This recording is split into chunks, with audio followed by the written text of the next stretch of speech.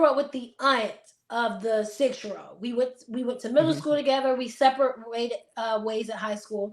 The mom of the 6-year-old was very young. I mean, when her mother had her, I want to say she was very young. I remember being a kid, surprised that her mother was having a kid. Yeah. So I had that tie, and the principal I actually grew up in the church with. I actually saw her. I went to a funeral Monday for another friend's mom, and I actually saw her. It was weird. I'm going on a tangent. It was weird. She didn't speak, and I don't know if she didn't speak because I've decided to speak out about education and whatever. I wasn't mad. It is what it is. You win some, you lose some. Yes. I say that to say that, though, if I'm going to take this cause as far as I would like to take it, then I do have to speak on the situation. My first initial thing was being in the district, I don't think we did enough. And so I had done a video about giving teachers guns. It's not our job to die for kids or be shot. We shouldn't have to endure that. And a lot of the backlash I got was, oh my God, I can't believe you would say that. Teachers are heroes. That's what you're supposed to do. But she was shot by her student. And we went on with our regular lives like it didn't even matter. So don't tell me that that's her job or that's our job or that we are heroes, because she was shot and it was swept. Oh, well, she didn't die, so it's not that serious, you know? Yeah, she didn't die, so we don't have to find a replacement. So I didn't like that idea of it. I think it almost proved my point that you guys put us in the face of heroes, but you demonize us as well when we try to be heroes.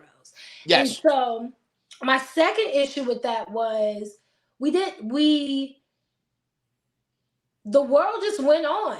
It captivated the world because it was a 6-year-old, not because a kid had a gun, shot his teacher, because that's the norm. It's just that I think it was a 6-year-old that captivated the world.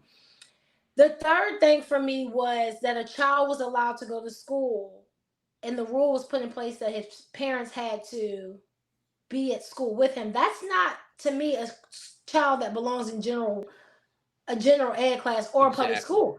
That is a kid that needs to be in a private day school with 3 other kids who can get the resources and the consequences and that he needs. Okay. Yes. Well, these type of things can be done that we can't do at public school, if you catch my drift. Absolutely. So whoever made that rule totally dropped the ball. And I don't believe that the principal had the power to make that kind of rule. I think the district made that rule, and when they got hot, they threw the principal under the bus. I'm just have to be honest. The fourth thing, the last thing is the biggest thing for me, is workman's comp. When they came out and said that being injured, they tried to say she was injured on the job, and so that's workman's comp. She was shot by her 6-year-old student who had brought bullets, from what I know prior, who had done all these things. Like you said, she was shot. She didn't slip and fall on a wet floor sign. She didn't stand on a chair and try to hang a sign and the chair rocked over. I just had this idea. I don't know if you have this in Newport News, but we have the annual training like for safeties and stuff like that.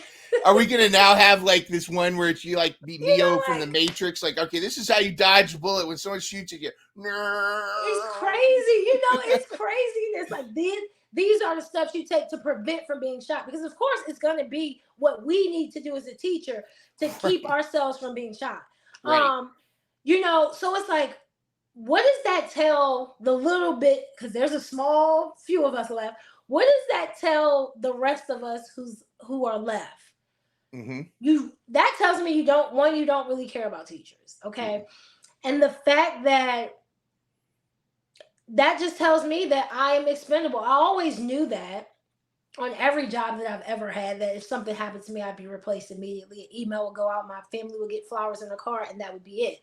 Yeah.